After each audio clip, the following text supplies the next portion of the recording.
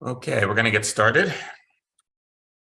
Good afternoon, everyone, or good morning to those of you on the West Coast. Welcome to our Nonprofit Advisory Board and FAR program today, entitled The Top 5 Operational Challenges Facing Nonprofits Today.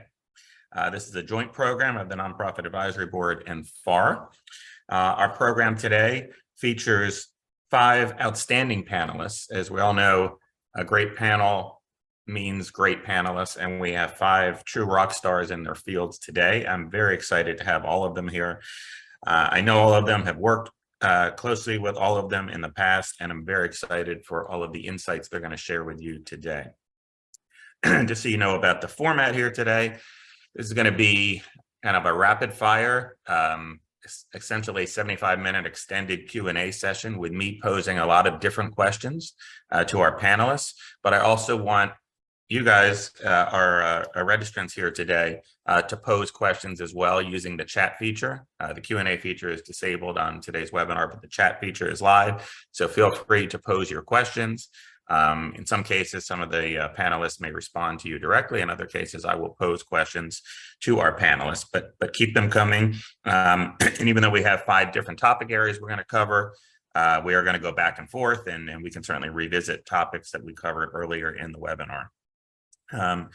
Before we go further, I want to turn things over to Donna, Executive Director of FAR, for a few welcoming remarks. Donna?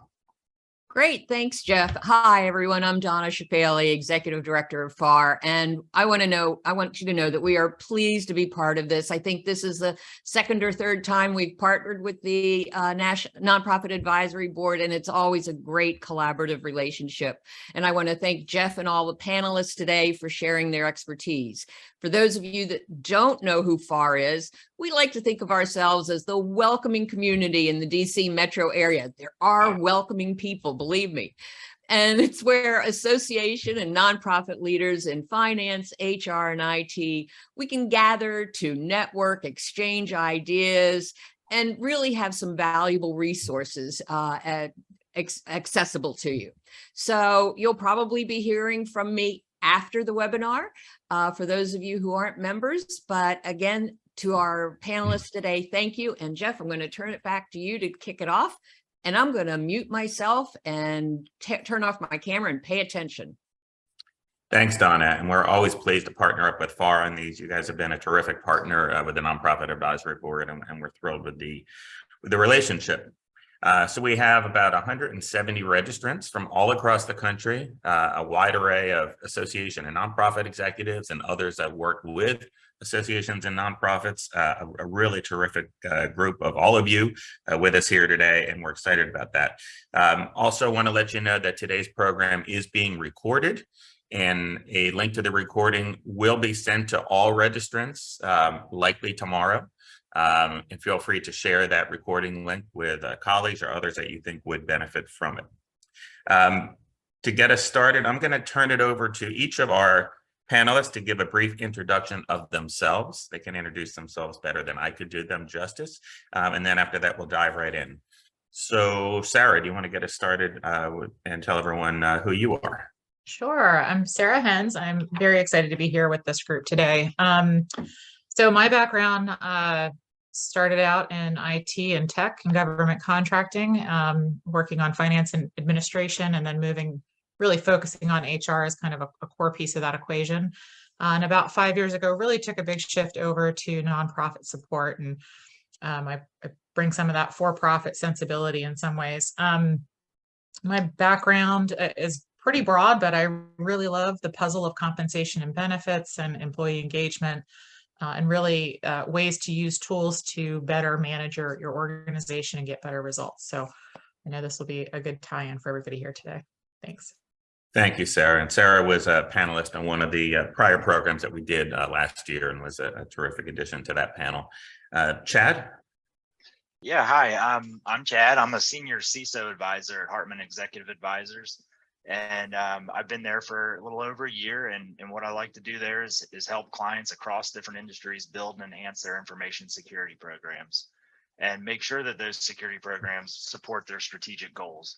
So my mission is to make sure that I'm communicating cybersecurity as a business risk, not just something that lives within IT. and work with business leaders to make sure that they can make informed decisions about their cybersecurity risk and prioritize finite investments that they have to make in those areas that make the biggest impact on their security posture.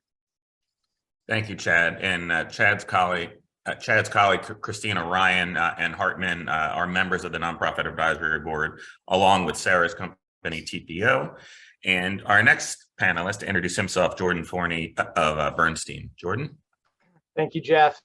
Grateful to be a part of this group here today. My name is Jordan Forney. I'm an investment advisor at AllianceBernstein. For those that don't know AB, we're a global investment management and research firm, and we have a centralized group that serves the nonprofit community.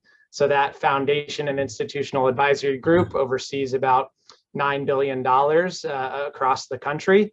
And that is the primary focus of my practice here in the Mid-Atlantic, working with membership associations, advocacy organizations, endowments, foundations, you name it, any sort of charitable organization, ranging from size and scope, with the main objective of growing a reserves portfolio, but just as importantly, expanding the organizations that we serve, their missions and impact.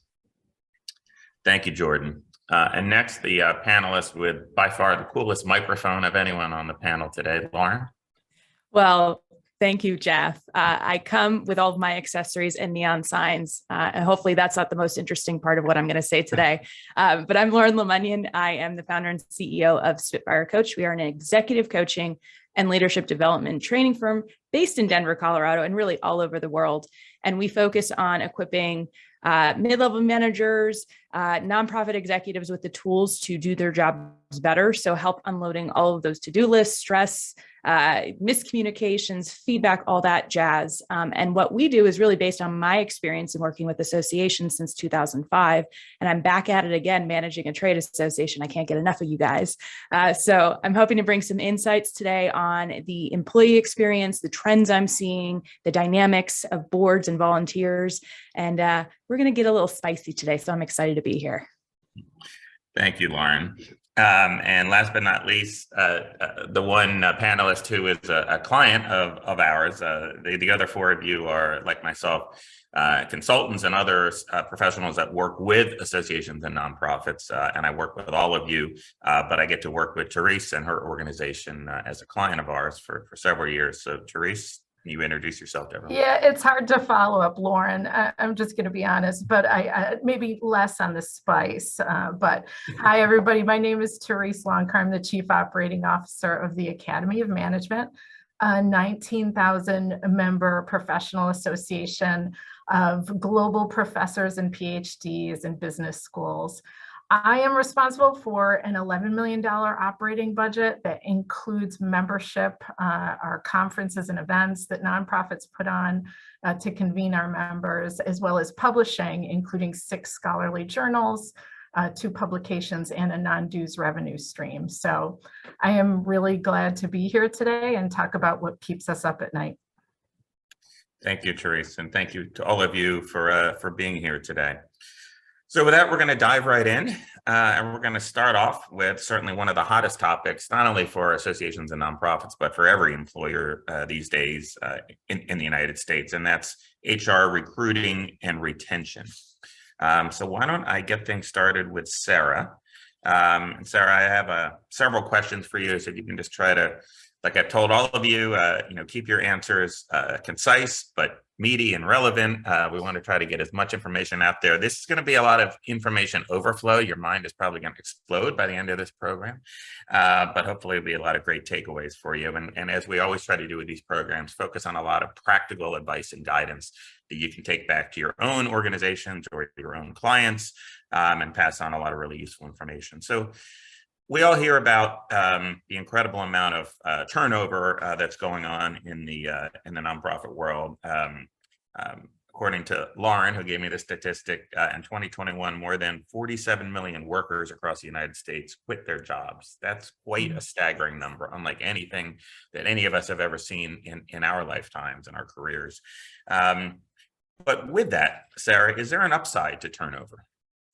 Absolutely. Yeah, this is something that is kind of foreign in the nonprofit world. People think that longevity is the goal, but turnover is useful if you have the opportunity to bring in new ideas and skills with new hires. It's great. But the other thing to consider, alumni are valuable. You know, if you're a very small 10, 20 person group, you cannot promise somebody a full career trajectory. But what you can promise is being part of their network and taking advantage of that yourselves as an organization. So I think turnover, you know, for individuals is good, but for organizations, it really gives you an opportunity to build that network and some depth in your connections. And so while that's a great point, and a point I think a lot of people don't focus on, at the same time, we don't always want turnover, and especially when you have high value staff, you certainly don't want them to leave and turn over within your organization. What are some tips or strategies for retaining, Sarah, high value staff? So high value staff, you know, your high value staff could be some of your junior staff, right? It's not necessarily somebody at a senior level, but look beyond pay. Are there training opportunities? Can you come up with ways to change or cross train them? Can you come up with ways to give them special projects to broaden their skills?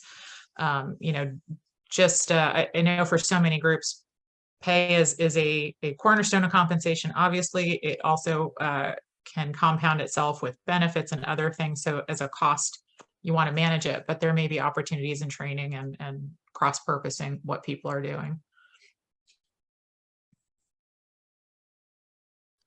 We lost you, Jeff. Sorry, I muted everyone for the sirens in the background, a staple here in DC. Lauren, a related question for you. What trends have you noticed in nonprofits when it comes to retention?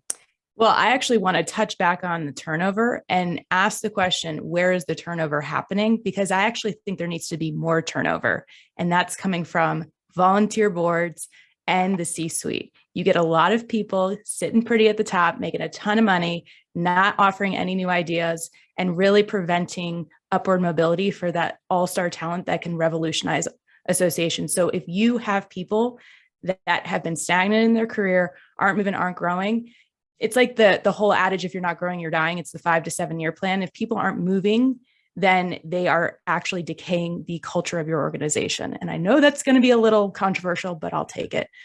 So if you have a lot of turnover only coming from entry level, where's that coming from? If you're getting it from the mid-level, it usually means that there's no opportunity upward. And it actually has very little to do with compensation, because the compensation will be peons and pennies compared to what they can make in the for-profit world in consulting. But what was the original question, Jeff? And what trends? No, that was a great point, and definitely be as controversial as you would like. Yes, sir. And you probably, of all of our panelists, are known for that, which I love. So when it comes to retention, what kind of trends have you noticed in the nonprofit sector? So big trends around retention. It's like, I haven't seen things move. I was so waiting for the pandemic to get people excited to think outside the box, to start offering new opportunities. I work a lot in the tech space, and they started thinking differently. How do we, become more accessible to parents? How do we be more accessible to people who don't live where we are? But I'm seeing the same trends of the traditional command and control coming back. And I know we're going to talk about coming back to the office, but I'm seeing this reverting back to default behaviors and not stretching to be different. And this is the opportunity for nonprofits. If you want to capture star talent, you have to understand their needs. You have to understand what gets them excited. And it's all about social impact. The only area of nonprofits that did not see a turnover increase was social impact groups. So you have to tie people into what matters to them. And I don't think that trade associations are doing, and I don't think nonprofits and societies are doing it. Very interesting. And by the way, Sarah and Therese, feel free to chime in on any of these questions if you have other points to add. I'm just going to say underscore and bold everything Lauren just said. Excellent. Agreed. Especially we saw where our total headcount went down during the pandemic. And obviously it forced us to look inward at what we were doing to retain those folks and if the ability to recruit new ones. And now we're considering some succession planning for exactly those reasons you point out, Lauren. Excellent. Sarah, how does a nonprofit kind of reassess their hiring practice? So let's turn to the recruiting side of things now. Yeah. There. I say behave like a for-profit, get lean, use your tools. I am confounded to still walk into organizations that are doing very manual processes for hiring. It is time to build the tech stack and move quickly.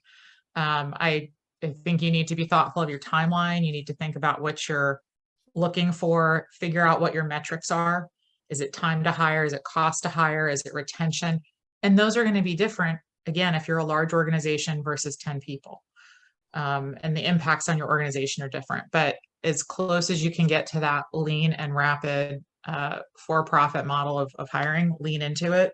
And candidly, for most of our nonprofits, that's who you're competing against. And those groups move fast and aggressively right now. So I'd Sarah, love to add on to that. Also, how are you identifying your headcount? Is it a full-time employee, or can you leverage contractors in the gig economy? That is the opportunity for associations. Get clear on the roles you need to fill. And if it's not a full-time person, look at outside sources. There's tons of staffing companies, Upwork, everything can fill your seats and offload the weight that's compounding on your employees. So Sarah, how can a nonprofit kind of position itself to be an employer of choice to attract those folks in this aggressive labor market? Well, I'm actually going to go back to something Lauren talked about with kind of that, how do you attract people in with regards to mission? And I think for some groups, they have clear missions. You know, during COVID, people were confronted with the reality of their four walls, and wanting to be part of something in addition to being paid is important. And I think there's so many groups that have compelling stories. They have, even if you're not a charitable group, even if you are an association focused on, you know, a particular technical area or trade, that's still a compelling story, and there's still a touch to people in there. So I think if you can position yourself outside of compensation and benefits as being a mission or a space people can connect to, that's pretty compelling for a lot of people. It can be amazingly attractive. Therese, do you have any kind of examples from your own experience within Academy of Management that you can pass on here, things that have been successful, maybe even some mistakes that you guys have made in the last 2.5 years? Yeah, there's been a lot of mistakes. Specifically with regard to hiring in HR, I think what we learned is that we needed to sort of look at some of those roles, I think exactly as Lauren and Sarah had just highlighted, those roles where it was a lot of kind of manual processes and there wasn't a lot of innovation or improvement coming out. So when one of those positions specifically was a fallout as a result of the pandemic, we chose not to rehire.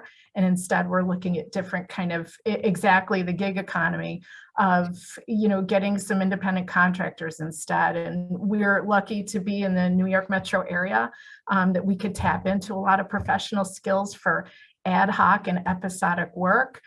So instead of kind of recreating the old kind of rigmarole of some roles that really weren't fulfilling for the individual and really questioning the bottom line for that role, we've now kind of embraced some of these for-profit attitudes. It might feel uncomfortable, like it doesn't fit at first, but that's the thing, is I think we're learning as we go.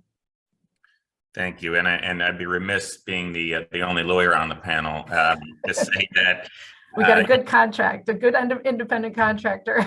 Well, that's one, absolutely. Yeah, you want to make sure that you have very good contracts with your independent contractors, and there's so many different aspects of those contracts, and it's not just to ensure their independent contractor status and make sure that they're not really truly should be classified as an employee, but so many other things relating intellectual property, critically important. If an independent contractor not being an employee means that they by default own the work product, namely the copyright in everything that they create, unless it's assigned over to the employer, or not the employer, but the organization.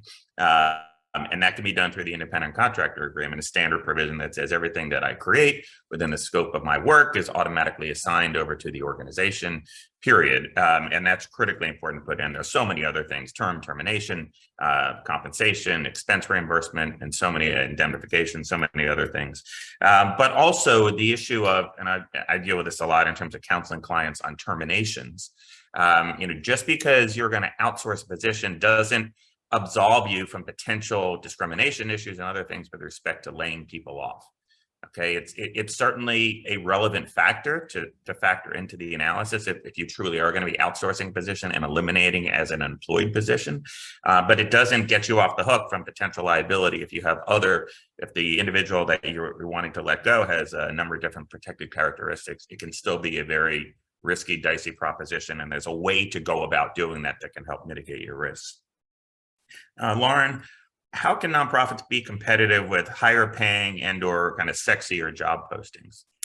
I think it's rebranding roles. So I think that job postings need an upgrade. Like, they are sterile and boring as all get out. I think we need to jazz up, which sounds like an old-fashioned term, jazz up the way we were talking about our companies. Like, I can't tell you how many job postings I read from my clients, and I'm like, they're not even excited about what they're doing.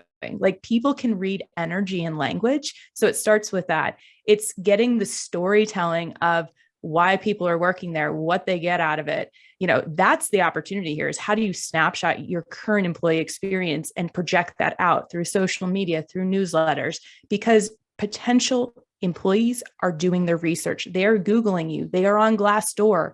So if you have things to clean up, you need to address it. You need to talk about it and own it. And I think there's, you know, you talk about uncomfortable, like it's new. Good, that's growth, and share the growth, because that's what new hires are looking for. They don't want the same old same. They want someone who's disrupting. They want someone who's going to be accountable, that they can bring things up to and they can be part of the discussion. And just because someone is new to the company, take their ideas and show how that's incorporated. So talk is cheap, action matters. Excellent points. Sarah, in terms of retention, we're seeing mental health concerns become much more prominent during and hopefully following COVID. I mean, hopefully we're coming out of it, at least as a pandemic. But should nonprofit employers institute mental health leave or otherwise expand their leave program as a retention tool and to help facilitate a healthier workforce? Again, I'll take maybe an unpopular position here. I don't think we need more leave. One thing that happens in a lot of nonprofits, financially, they can afford leave. You know, they can add more leave in. And I think people need connection and activity, not to be disconnected necessarily. So I am not necessarily a proponent of adding additional leave types. I also feel that the flip side of that is we have programs in place and we need people to take them. You know, we need to make it good for people to take vacation. If you have a sabbatical program, people need to take their sabbaticals, not wait 1, 2, 3 years out to try to maybe do that. So take advantage of what's in place. And then I think there's a space where we need to work with our supervisors to kind of coach them on how to watch and interact with their staff and look for signs that there may be something there that needs to be addressed. You know, you can do a lot of promotion of using EAPs and other mental health tools, but I think if you can look at mental health first aid and concepts like that, and continue engagement, I think people will be better off. Excellent. Teresa, Can I add on that? Yeah, please. I think we need to look deeper at our cultures. So if you are having people needing to take leave, you are talking about a culture that is not safe for people, whether it's a manager, managers, teams, processes, workload. We need to start looking at what creates cultures of well-being and seeing people as human beings and not as FTEs. Mm-hmm. It's interesting. There was actually an article in the New York Times that talked about not bringing our whole selves to work, kind of managing what's part of the work equation and part of the home equation. And I think we've lost some of that in the past couple of years with all these blurred lines. And I could probably use some guidance from you guys in that regard, personally. Teresa, anything to add on those fronts from your own organization's experiences? Well, yes, I think that we're going to maybe get into it in some of the what's working and what's not when it comes to a remote environment. But what we did find that during the pandemic, especially because having such close proximity to the New York area, where really kind of we saw the pandemic occurring across the globe.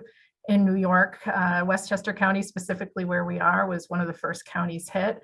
And first and foremost, it was it was a learning that this was going to have kind of deep effects both on just the health and well-being of the staff, and that we really transitioned as part of transitioning to a remote work environment. We also transitioned to kind of like a check-in environment, and not just for how's the work going, but of course, how's your mental health going? Because I know I was doom scrolling till all hours of the night, you know, finding out more and more, and we were remote for 2 years. So now as we're coming out and sort of getting used to being with one another again, we've just kind of doubled down on the need for disconnecting. Do not send emails after 5 p.m. and putting up real boundaries to protect people's kind of time away from the office. Yeah, so the emails I sent to my clients the other night at like 2:30 a.m., probably not a good idea, right? I will never stop doing that. But I don't expect people to get back to me at 3:30 a.m. All right, we're going to pivot. We're going to come back to remote work, how to make more successful remote work environments. And I know several of you have some great insights there, and also how to deal with getting people back into the office successfully and effectively. But we'll come back to those in a few minutes. We're going to pivot now. And Jordan, I'm going to turn to you. I'm not looking for you to be an economic forecaster. We all see our 401k and investment balances kind of have taken a nosedive in recent weeks and months, I guess. It's depressing to all of us, I have no doubt. Certainly is to me. But we're talking about nonprofits here. And for nonprofit organizations, how, what sort of macroeconomic trends, capital development trends are affecting nonprofits the most? Yeah, I wish I could say this is the fun part of the conversation, because a lot of the news on that front has been directionally negative. And I think about a number of the webinars that we've hosted together, Jeff, over the past, call it 18 to 24 months. And some of those issues that we discussed are still relevant. And we'll talk about here today around employment issues, real estate considerations, and things along those lines. But the list goes on and on, right? Concerns around global growth, the geopolitical concerns with the Russia-Ukraine conflict, energy prices, supply chain disruptions, you name it. I think for purposes of where I sit and how we're supporting organizations right now, we're working with those that are in the enviable position of having a sizable cash position. And that cash is there for a multitude of reasons, whether it's been passively built up over time, whether they receive some pandemic relief funds, maybe they de-risked a portfolio over the past 2 years. But we've also seen an evolution in philanthropy more broadly, such that they've received transformational gifts. Maybe they sold a building. In any event, organizations that we work with have cash. And so when I think about the most influential macroeconomic factors, it would be the one that we're reading about all the time, that is inflation. Inflation and interest rates probably as a close second. And the reason why that's important for the organizations that have these operating reserves, the spending power of those reserves are lessened by way of heightened levels of inflation. Now, there is some upside associated with interest rates where you may be able to get a little bit more from your cash now, where you used to only get, call it 0.00 whatever percent. And now that's flirting with 2-3%, whatever it is.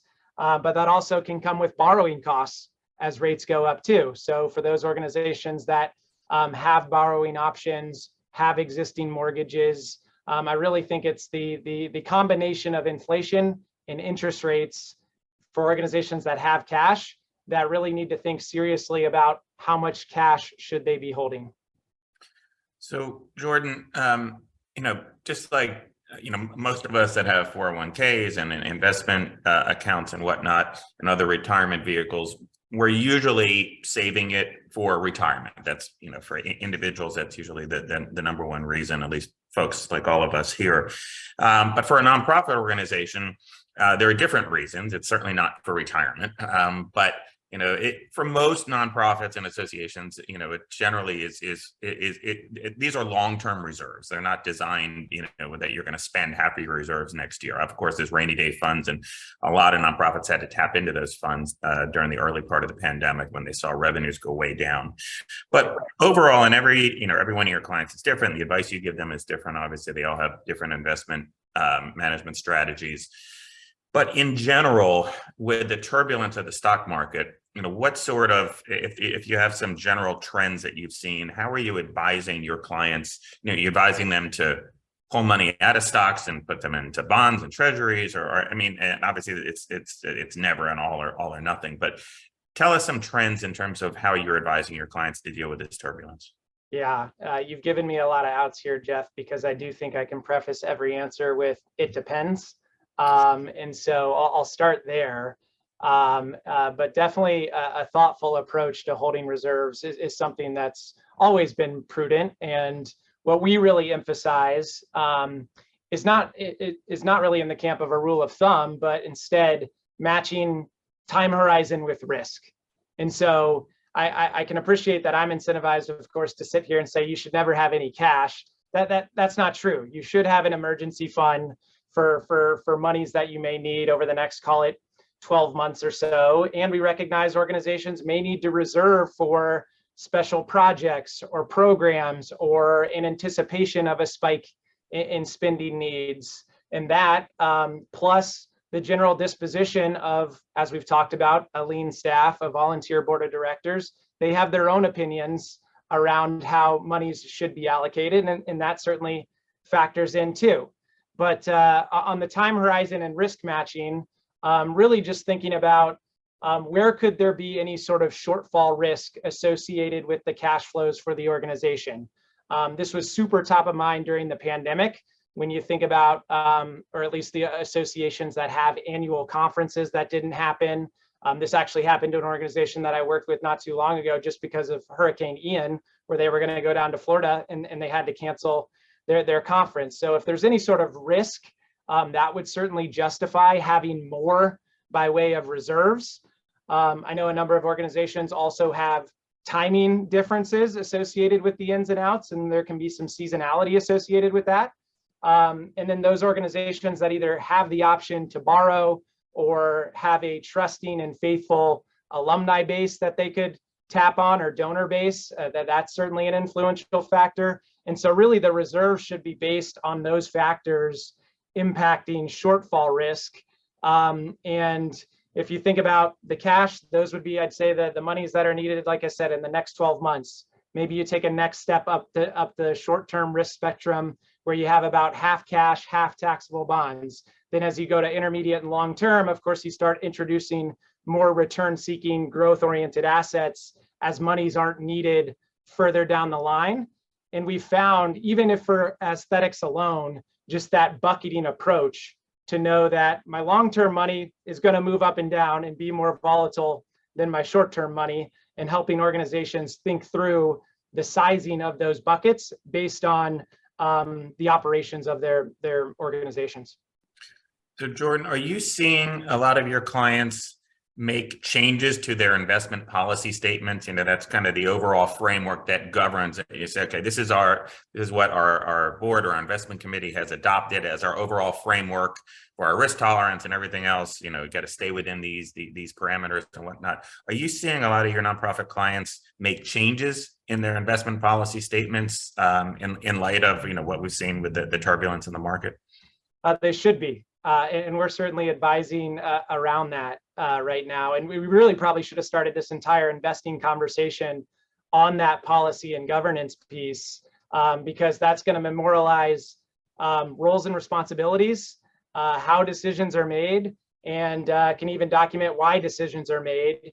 And you can outline that sort of operating reserve, intermediate reserve, long-term reserve, and have dedicated allocations around each of those investment categories so as to govern decisions in moving forward and provide latitude across asset classes to participate in. If I were to identify some themes around the types of changes that we're recommending for organizations that do in fact have investment policy statements, so that inherently means if you don't have one, you should have one.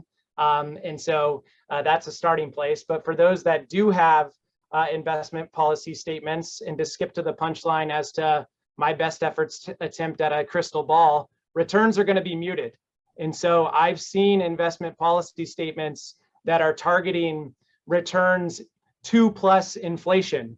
And if inflation's at 8% or we end at 6%, the type of investment portfolio that can get that sort of return is well beyond the risk spectrum that you should be allotting that investment portfolio. So definitely making changes around return expectations, expectations around risk. Again, this bucketing sort of concept, and assuredly putting a fine pin on the roles and responsibilities as to those decision makers at the organization, whether those are board members, committee members, staff, and then us in this case as the fiduciary partner to that organization. So long way of saying yes, Jeff. Yeah, and if your nonprofit does not have an investment policy statement, that's even a much bigger problem. And I do a lot of, as a nonprofit lawyer, I do a lot of board trainings for nonprofit boards on, what are your fiduciary duties that you owe to the organization? And certainly the fiduciary duty of care certainly involves the investment part of a nonprofit's structure and operations, and having an investment policy statement, revisiting it on a regular basis, especially in these times, having an investment committee or whatever committee of the board might be serving that function, like an executive committee, having them drill down and revisit on a regular basis is critically important to fulfilling those fiduciary duties. Yeah, and I would just add something that I was remiss in mentioning, that of course the impetus for the need of all this is because of the reasons that I started with organizations having cash and thinking about deploying that cash differently. So before you make any sort of investment decision, do anything beyond cash, assuredly you should have that investment policy statement. And then semi-related, one other change that I was thinking of as you were talking, Jeff, for those organizations that have the capacity to perhaps take on a little bit of illiquidity, some alternative sources of income to help with the challenged return environment that we're in. There's certainly trade-offs associated with that. But that's another trend, just to offer some latitude in exploring things that go beyond the traditional stock and bond market for namely larger organizations who could participate in those types of strategies. That's great advice. Therese, one more question on this topic before we move on. So as the only chief operating officer on our panel today of a good sized 501c3 association, what role did your organization's investment strategy play during the pandemic and now moving forward? Yeah, that's a great question. And honestly, what Jordan just laid out, that prescription, and that really is a prescription for how organizations have to structure their investment policy and start those conversations with their board if they haven't already, because all those steps that Jordan outlined was exactly what helped us kind of handle some of the headwinds that were coming in that resulted from the pandemic, a loss of membership by 2,000 attendees, or 2,000 members, excuse me, having to cancel our conference. All of those actions were really kind of mitigated because of our investment policy, which has always acted as a strategic cushion for the organization. But now we're able to use it as a strategic draw. And that's because we defined exactly that what the purpose of the investment policy, which would be to protect our operating revenue, for example, for one full year. And then additional funds would be used for strategic uses. So we're still able to draw off those returns. And that's what's really helped us weather the ins and outs of the pandemic. And now we hope this is exactly what we're trying to sort of mitigate against as inflation is wreaking havoc on the reserves. And just to build off of that too, these decisions take time. I have a call after this to where we were suggesting these investment policy changes in concert with asset allocation changes in November of 2021. And we needed to update signatories and go through this whole rigmarole in the normal course of getting the committee members together and such, that these changes really weren't implemented for months down the line. So all the more reason to start that dialogue now, if you haven't already, because it does take some time. And I see you perhaps agree with that, Therese. Exactly. Is these conversations probably took place in the best of times over multiple board years and meetings with our audit committee. and with a really strong alignment between the staff and our officers and executive committee. And so now, like I say, we constantly revise it at each meeting and revisit the investment policy, as well as meet with our auditors and our investment firm. Thank you, Therese. Okay, now we're going to pivot to cybersecurity threats and solutions, another one of our topics today. And for that, I'm going to turn to Chad Quarles of Hartman Advisors. So Chad, you're an expert in this space. What new developments are you seeing in the cybersecurity threat landscape that nonprofits should be aware of? Do you have any good illustrative examples that would help shed some light in this? Yeah, I have an example I wanted to share with you guys, and then maybe one other thing to just throw in there based on the conversation you guys have been having. And as you're talking about embracing new technologies to solve some of the other challenges that you guys have been discussing, and then the shift to remote work, it makes me think as the information security guy in the room is like, how are you guys considering what impact that's had on your overall cybersecurity posture? What new risks have been introduced over the recent period? And have you considered how that impacts the organizations that you work for? So, remote work and new applications or new technologies that are accessible from anywhere leads kind of right into this new threat that I wanted to share with you guys and make sure you're aware of. And it's the end result is nothing new, but it's really the tactic with which they're using to get there. And it's a new account takeover tactic that we've seen growing in popularity in 2022. And the sort of the most concerning piece of it is that it's defeating multi-factor authentication, which is one of those things that we always harp on to make sure that our clients are adopting and enforcing multi-factor authentication. So this real world example happened with Uber, which is hit the media recently and made a big splash. So I like to use it to just add some context and explain to take this to how it works, how it has affected real world organizations that have made significant investments in cybersecurity.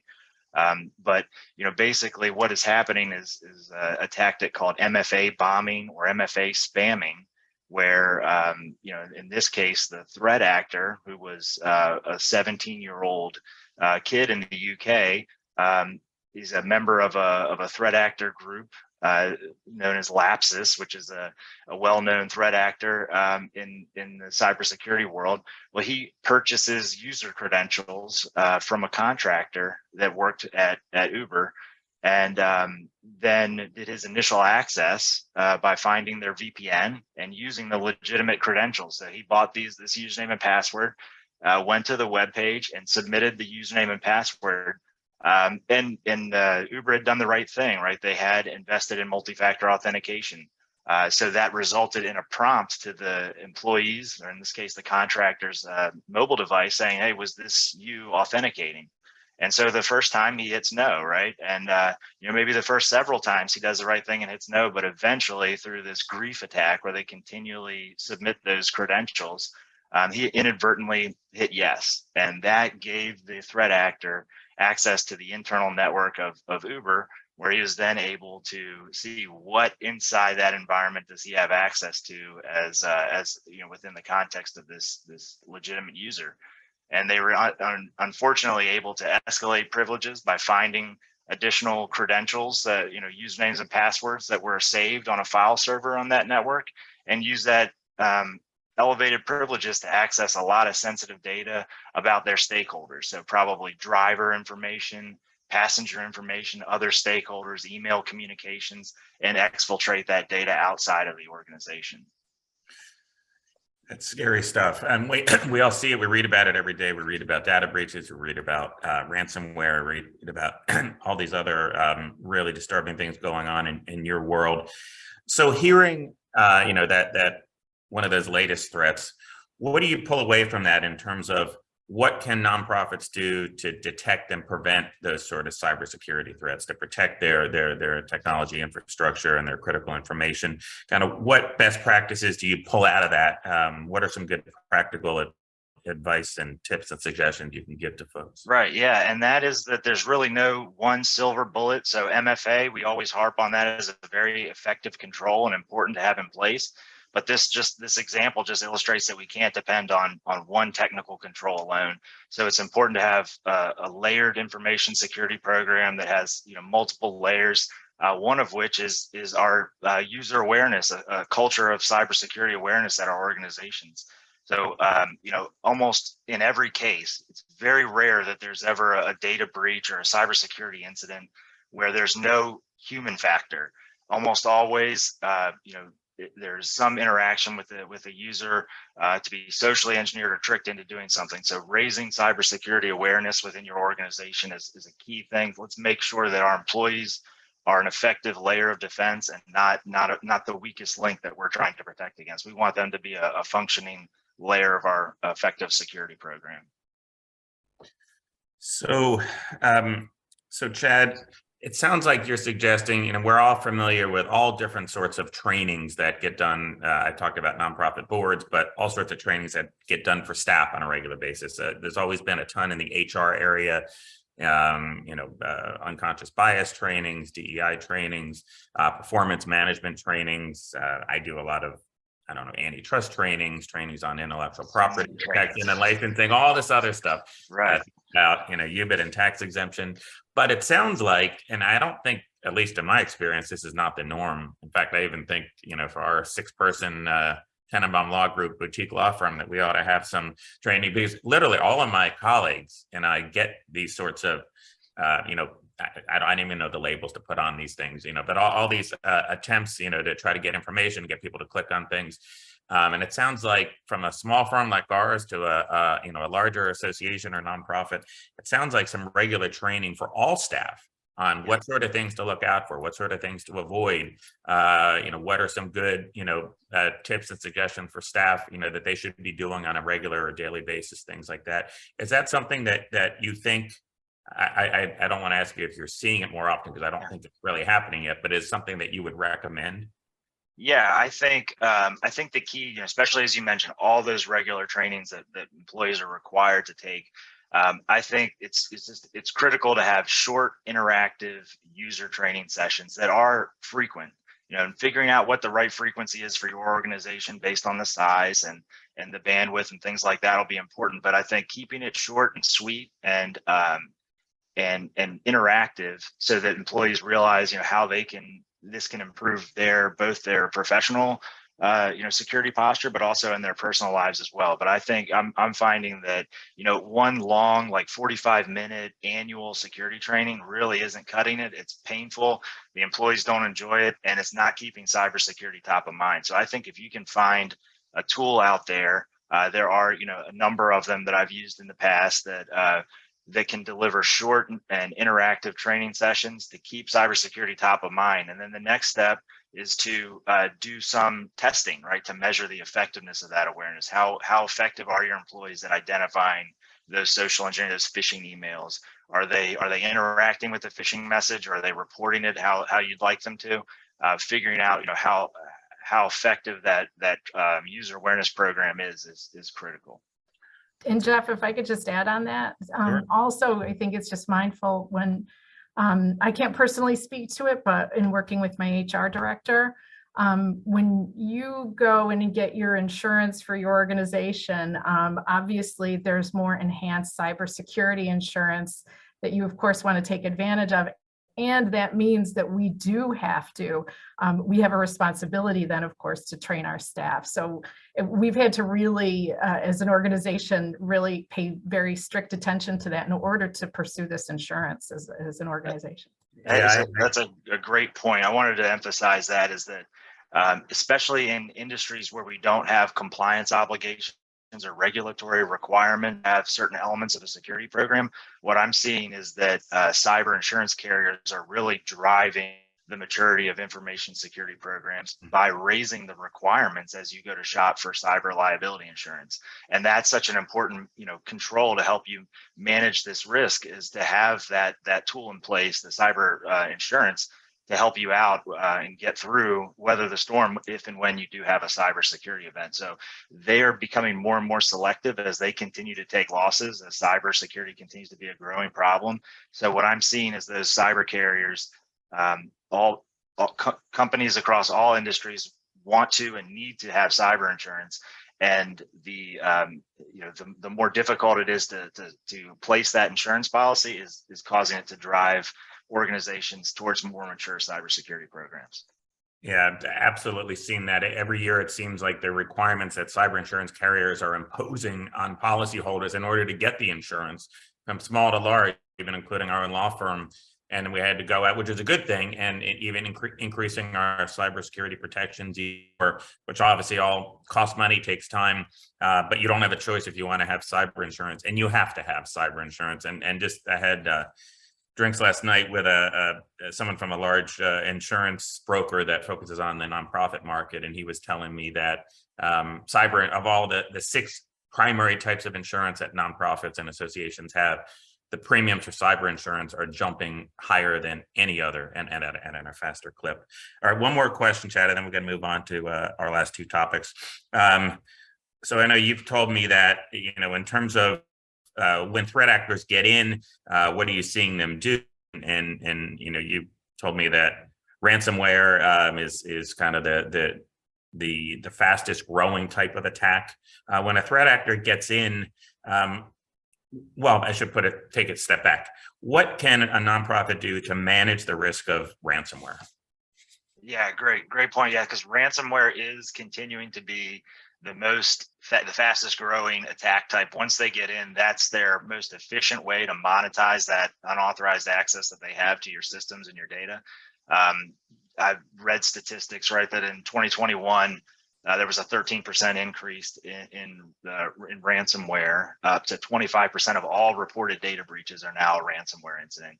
And as we have gotten better at defending against ransomware by having good backup and recovery strategies in place, that took care of that first evolution of ransomware, which was to hold you, extort you for access to your data. So they've encrypted your data. You can't access it unless you pay them their ransom. And as we got better at defending against that and increased our capabilities to restore access to that data with our own backup and recovery solutions, the bad guys have continued to evolve as well. And they're starting to add, what they're referring to as double, triple, or even quadruple extortion strategies, where now, in addition to just keeping your data inaccessible, they're exfiltrating that data or taking it out of your organization and threatening to make it public on the dark web or sell that information. And that's just in an effort to continue to turn up the heat on you, to get you to pay that extortion. If you continue to, not pay the extortion based on that, we're seeing them do denial of service attacks on maybe your website. So try and knock your public website offline so that your constituents or your members can't reach your website. And then even is going as far as contacting your donors or community members directly, letting them know that, hey, we've got access to your sensitive data. We got it from this organization. Just trying to continue to raise the heat on you to get you to pay that ransom. But, your question of what can we do? I mean, I think the most important thing we can do is have an incident response plan. So you don't want to be trying to figure out what to do and how you're going to respond to these situations and thinking about it for the first time during a live security incident. You want to have a plan and test that plan periodically, at least annually. Go through a tabletop exercise where someone can lead you through a developing cybersecurity incident and pose these questions to you. Get your business leaders thinking, how would they respond? What impact would this have on the organization if this was unavailable? Start thinking about the different impacts. And then, of course, like we mentioned, you got to have a cyber insurance policy, because this incident's going to be expensive. There's going to be specialized legal advice that you may need to have. You may need to have cyber forensics firms to come in and determine what exactly the threat actor had access to, and make sure that they're not still in your systems. And then, of course, the reputational impact it may have if your donors lose confidence in your ability to secure their information. They may be less likely to make contributions. So that could have an impact on your income that cyber policy might be able to protect you from. Yeah, and then one other from the legal perspective, it's not so much regulated at the federal level, but at the state level, many states have required notifications when you have data breaches and whatnot that you have to, and that gets really expensive. And doing that state by state analysis means bringing in specialized legal counsel to help, and all of that is difficult and expensive. We have two quick questions. If you can answer each one in about 30 seconds, because we got to move on from the audience. One, can you discuss the need for a rapid response of a cyber attack? I've heard from some that the first few hours can be critical. Yeah, no, that's great. I mean, if you think about the different elements of a security program, and the first foundational phases are identifying what assets you have, and you want to protect what information you have to kind of reduce the likelihood of something occurring. But then after that, the inevitable incident or event is going to happen, and your ability to detect and respond to that threat is going to be important. So I think small and mid-sized organizations are not going to have a huge specialized team of cybersecurity professionals to deal with this.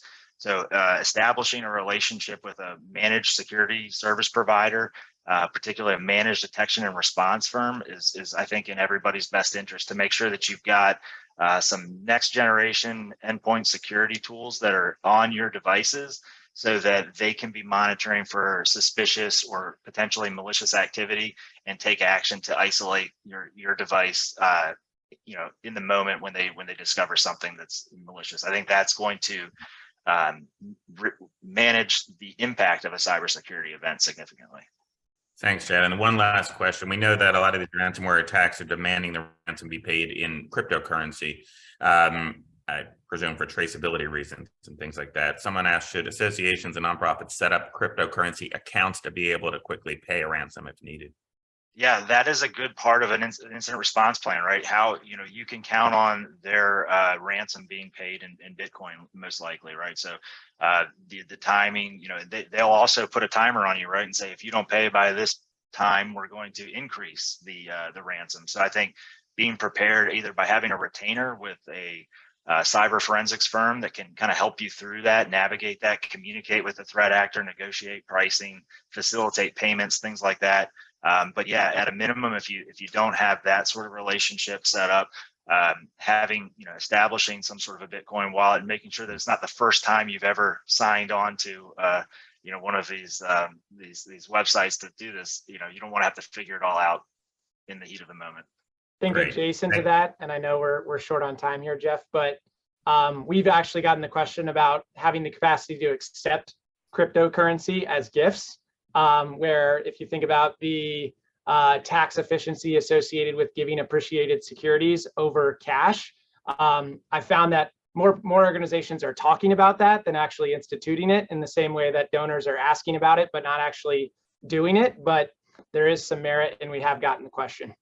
Yeah, it's definitely a hot topic, and particularly the 501c3 charitable world, in terms of gift acceptance policies and whether and how they should whether or not they should allow gifts of cryptocurrency. Okay, we got to pivot here. We're going to shift to another topic, which is strategies for successful remote work and getting staff back to the office. So Lauren, I'm going to start with you. Where do you see gaps with nonprofit organizations in terms of getting staff back to the office?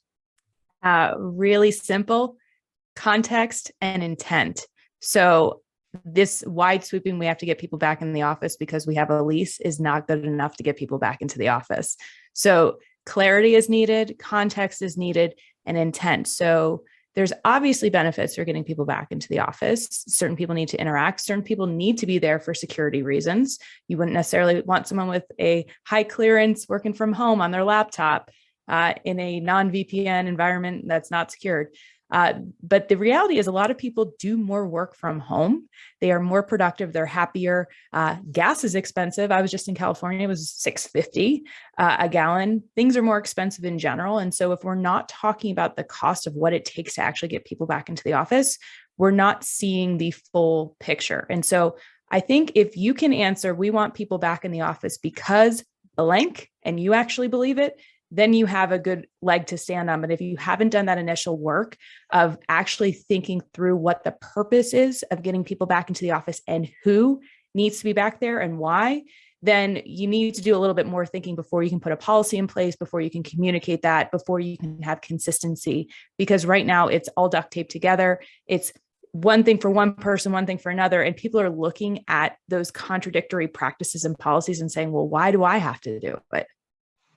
Yeah, and that's a great point. And there's a legal aspect, like there is to most things that I advise on quite a bit, which is that you have to be sure that whatever your remote work versus in-person or hybrid type situation is, that you have to treat similarly situated staff consistently and objectively. Otherwise, you run the risk of discrimination claims. Yeah, and there was just an article about how people who were in the office were being favored for upward mobility. And so you need to look at that because that's discrimination too. It's highly problematic for women who have been in situations where they can choose. More women are choosing to stay at home, and it will absolutely have unintended consequences down the road. And I have a personal experience. I mean, before the pandemic, I was working in association management. I was explicitly told, you work from home, we can never pay you more than this, because what message would it send to the others? I don't work from there anymore. Sarah, beyond what the great advice Lauren just gave, what else can nonprofits do to entice people to come back into the office? So I completely agree. It has to have purpose. If you're going to bring people back in, they'll look at your small team on sites. You know, there is value to being together. So if you can start using your office as instead of getting a hotel room or a conference someplace, can you start using your office for that kind of in-service meeting? I work with one particular group where we're instituting first Thursday on site, and it'll be a no email day. You know, we're going to get together and tackle all the projects that get gobbled up by email the rest of the time and make sure that we're on track with things, check in on our project management plans for getting things done. So I think if you can take that intention, take that context and put it into something that's workable, that's key. I also think, for some of the groups that I work with, they're very fortunate that their realtors are good partners, their place planners are good partners, and they're really looking at how their space is used so that it is enticing for people to have those days on site, to come in and use the building reasonably, but not just to drag people in to sit in DC to answer email or New York or something. I mean, that can be done anywhere, right? It's going to take more than bagels. Yeah. Well, the way I met Lauren, she and I were both speaking at a client of mine's conference. I was speaking on some association legal issues, and she was speaking about, how to successfully deal with remote work. What are tips and strategies? And she was brilliant, and that's how we connected. And that's why one of the reasons I thought she'd be great for this panel, and I was right. But let's talk about remote work, because for most nonprofit organizations, not all, but certainly for most, remote work is here to stay. For some, it's full time. For some, it's hybrid. But you'd be hard pressed to find any nonprofit that doesn't have. Obviously, a lot of this was going on pre-pandemic, but these days and just overall in our country, it's here to stay. So, let me start with you, Lauren. What are maybe like the top 3 or even top 2 things that tips, suggestions for successful remote work environments in nonprofits? Well, I actually have 12 keys. I have an ebook, and I'm happy to put the link, or you can message me, but it's all about trust. You have to have trust. And a lot of this, what I've noticed is that, and there was an article about it, I think in the Wall Street Journal, that your boss doesn't trust you working from home. They don't think you're working if they can't see you working. So the first is to check your level of trust. It's not you have trust or you don't have trust. It's where is someone on a scale of 1 to 10? And if you don't have that trust built up, what is it that you need to do and have a shared agreement around to understand what their work delivery is going to be, how you're going to be accountable to them, and vice versa. So there needs to be that process. And I'm probably building more than 3 on this, but it starts with trust. It adds on with shared agreements, and then it adds on further with accountability. So that's with the check-ins. That's with what do you notice? What patterns have you seen? Is this someone a good fit for working remotely? And if you notice over time in the performance that, hey, we've given it 30, 60, 90 days, we've seen a decline in your work performance, let's try coming back into the office 1 or 2 days a week. It's not a punishment, but it's really allowing someone to say, hey, this isn't a good environment for me, or my tech isn't right, or nobody's checking in on me. That's a big thing. People feel completely disconnected from their teams, and people work better by just having that good morning. Hey, what's going on? You need any help with anything? Just checking in. This isn't micromanaging helicopter. It's what we call macro management, looking for big trends, looking for big picture, looking for roles and responsibilities. Excellent. Sarah, what can you add on about productivity? You know, are people really working? How can we maximize productivity, ensure a good work-life balance? You know, other things beyond what Lauren just said to create a successful remote work environment. Sarah? I think I read the same article, and there was something about, you know, supervisors thought people were only working 12% of the time. People felt completely opposite. I think trust is definitely it. I do think we have to remember that the goal is outcomes in most of our roles. Certainly when we're talking about exempt staff, we're looking at, am I getting the output that I need? Am I getting things in a timely manner, and are people engaged? You know, work-life balance is tough. I'll get a little tactical here. I think we can change the way we're using our technology. Work-life balance, one great thing, you and your employee can throw a headset on and go for a walk together 3,000 miles apart and have an actual walking meeting. Change the headspace, change the view, get some fresh air. You know, technology can be our friend, not just a hindrance or chaining us to a desk. So I think it's just shifting how we're using these things and what we're really using them for. But, you know, focus on productivity, not hours sitting in a chair. Lauren, what are some of the potential challenges and backlashes that you've seen of a mismanaged back to work, back to the office campaign? Well, I mean, we were talking about trust. Immediately, it's the lack of trust that's there. So you have people who don't feel safe from a physical standpoint, from an environmental standpoint. You have people who don't feel supported in their home life. So they don't have childcare. They don't have caregiving for other family members, budgetary reasons. I think in general, if people don't feel seen and heard, they immediately drop loyalty. And I think that's the big question, as like, how loyal do you want to be to a company that's not loyal to you and your needs? And I think people are asking that question, and we might have a slowdown in the response because of an incoming recession and the fear that comes from that. But I think there's going to be a reflection period of, I deserve more. This is a choice where I work and the work that I do and who I do it for. And I have options. And so if you aren't considering people, they're taking that into consideration. Excellent. Sarah, this question's for you, related, and I have a personal selfish reason for asking it. We just hired a new attorney who's going to be full-time remote from Oregon. And I'm super excited for her to join us next month. One of the things that's important to her is collaboration with me, with our other three lawyers. But she's going to be obviously full-time remote. We'll fly her here 2-3 times a year for some kind of firm retreats and whatnot. But because this applies to every single employer these days with remote workers, what are some tips and suggestions actually for Sarah or Lauren that I can use, we can use in our firm, and that all nonprofits can use to create more collaboration, to create more connectivity between us, most of whom are here in DC, and our new attorney out in Oregon? I think the first thing I'd look at your tech stack. What tools do you have? Are you really using them? I go into different employee or client environments, and there's all kinds of wonderful systems and tools out there within their security shell, Chad, but they're not necessarily using them. You know, can you tap into Slack? Can you use Teams? What are you using besides email and snail mail and all those older style connection points? But the other thing I think is structure how the organization works. Do we have core hours? Do we look at, and especially when you've got international or people across the country, how do you set that up so that you know that people are generally available to each other? And then that's our key communication time. And the time before and after that is dependent on people's schedules and what they're working on. But those are two pretty tactical but concrete things to consider. Lauren, 30 seconds back to you, and then we're going to go to our final topic. You got it. So I would get really curious about what collaboration means to each person. So I coach a completely asynchronous and remote team.